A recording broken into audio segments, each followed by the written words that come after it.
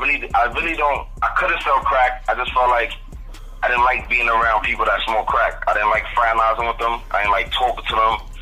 I couldn't be in their presence. That's a fact. I ain't gonna lie. That's just like with me. Like I tried to sell crack, but the thought of just standing around after I watched like mad older niggas on the block running from police while I'm coming home from school and shit, I'm like, yo, I'm not doing this shit. That's why I just resorted to robbing niggas. That had more like a thrill for me for some reason. Yeah, so you know what I'm saying? Like even robbing people, like I feel like that was I did that for a little bit. I went on like a little robbery spree.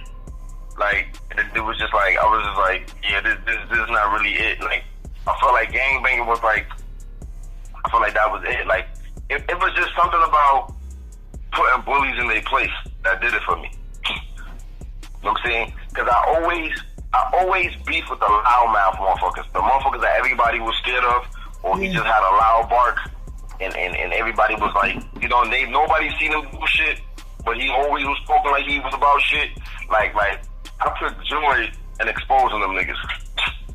You know yeah, like, I ain't gonna lie. Like I'm similar. Like yeah, I've been a bully before, but in all due reality, it's like it's not something that I ever thought was cool.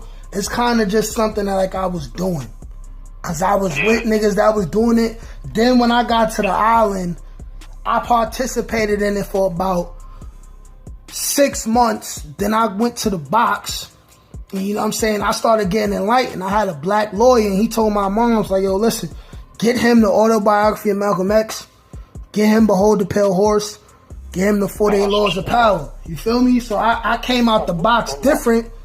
Then I went to Mar 3 Lower. Yo, do you know who Brother X is? Did you come across Brother X? Yeah, Brother X. Yeah, that's the nigga that woke me up all the way.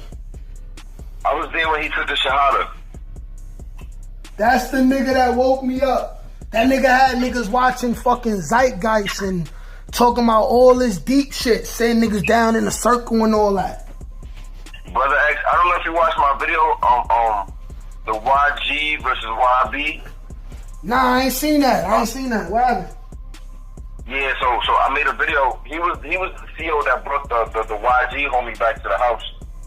He was trying to help him get his shit back, and then he rocked it all. He was mad tight. That was like the only time I seen Brother X mad. Like other than that, like he was like a cool dude, always smiling. Facts. You know what I'm saying? Like he used to be like, "What's good, brother? How y'all doing?" Like, and he would shake your hand. Like he was mad cool. Like you know what I'm saying? Yeah. He didn't think he was above motherfuckers. Treat you like a person. Yeah, he was there. I was there when he actually converted to Islam. I don't know if he was Nation of Islam, but I was there on the island when he came into the mosque in the Fort building, and he took his Shahada. Word. Yeah, I think he might have just been Nation of Islam at that time, and that's why he was calling himself Brother X. Yeah. That's what I think, but you know, he was already on that time, you know what I'm saying? Like he put an X over his last name. Yeah, definitely. He was him, do you remember a Muslim CEO named Sister Watkins? Was she like kind of heavy set? Yeah. I remember her, yes. Yeah, when I got there, it was 2010. I wasn't there in 08. I was there you in was 2010. Oh, no, I was going already. Yeah, I was there in 2010. But it was some people that were still there from like 08. Like, I don't know if you know Fish. I think Fish was still there. That name is familiar. Yeah, Goonie was still there. What Goonie you talking about? What he look like? Muslim. Light skin. Yeah. Yeah, I know him. His brother was in Mar 3 Low with me. His brother looked like Jesus Christ. I think he was YG too, right? At one point. Yes, and he turned Ak. He turned Ak while I was there. Yeah. He was Muslim when I seen him. When I started gangbanging, I really got into the streets, and that was like a whole different ball game. Like it was just straight violence, no money attached to it.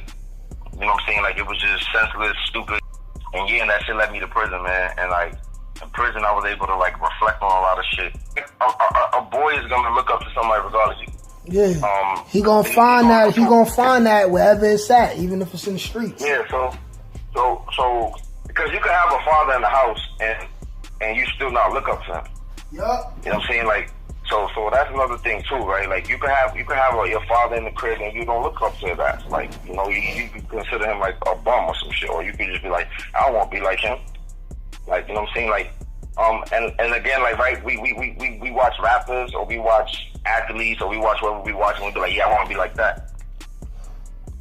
You know what I'm saying? Like, if your father's a fucking janitor, or you know, I'm not saying that having a janitor job is bad, or he a garbage truck man, even though they get benefits and all this shit, right? You might not want that growing up. You might look at him like, I don't want to do that. Yeah. You know what I'm saying? You see him in his work clothes all the time. You don't think that's cool. You know what I'm saying? Like, but it's also what's instilled in you, right? So, but yeah, like, not growing up without a father though is definitely creates an issue. Sometimes there's not enough money in the house. You know, it's not enough, you know, and then you don't have that man influence. And like I said, like, a woman can't raise a man. Like, she could do the best of her ability, right? But she can't tell you about certain shit, or she can't teach you certain shit. So you miss out on that. So when and then that's why a lot of dudes is running around violating women today. Running around, they don't know how to treat women. They don't know how to talk to women. Your dad was never around to teach you how to talk to a woman. Yeah. You know what I'm saying? Or you never experienced your dad treating your mom in a certain way. So you don't know what that looked like. You know, a lot of women dealing with those issues too, right? Or they making these poor choices because their father was never around. They never seen somebody treat their mom a certain way.